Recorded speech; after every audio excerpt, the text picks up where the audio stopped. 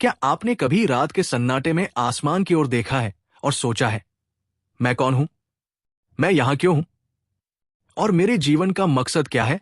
क्या आप भी कभी अपने भीतर की गहराई में वो सवाल महसूस करते हैं जो आपके दिल को बेचैन कर देते हैं? आज मैं आपसे उन सवालों के जवाब तलाशने की बात करने आया हूं। दोस्तों, जब मैं बच्चा था तो मुझे एक कहानी सुनाई गई थी। एक राजा ने अपने राज्य के सबसे बुद्धिमान लोगों को बुलाया और कहा, मुझे एक ऐसा वाक्य चाहिए जो हर परिस्थिति में सही साबित हो। खुशी में, दुख में, जीत में, हार में, हर समय। महीनों की मेहनत के बाद उन्होंने एक वाक्य दिया, ये समय भी बीत जाएगा। सोचिए, ये वाक्य कितना साधारण है, लेकिन कितनी गहरी बात कहता है।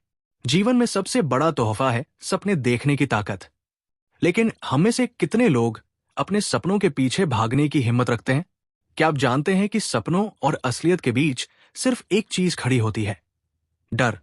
डर असफलता का, डर दूसरों के तानों का, डर हार जाने का।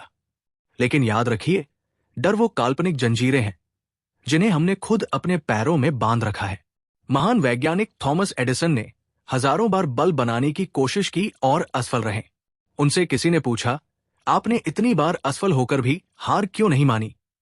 एडिसन ने कहा, मैं असफल नहीं हुआ, मैंने सिर्फ 10,000 तरीके खोजे जो काम नहीं करते थे। आपके जीवन में भी असफलताएं आएंगी। लोग आपको नीचा दिखाने की कोशिश करेंगे, लेकिन यही तो वो पल है जब आपको अपनी आत्मा से पूछना है, क्या मैं वाकई अपने सपनों के लिए लड़ने को तैयार हूं? दोस्तों, जीवन में कुछ भी स्थायी नहीं है। चाहे वो आपका दुख हो या खुशी, समय हमेशा बदलता है। कल्पना कीजिए, एक बीज को जमीन में दबा दिया जाता है।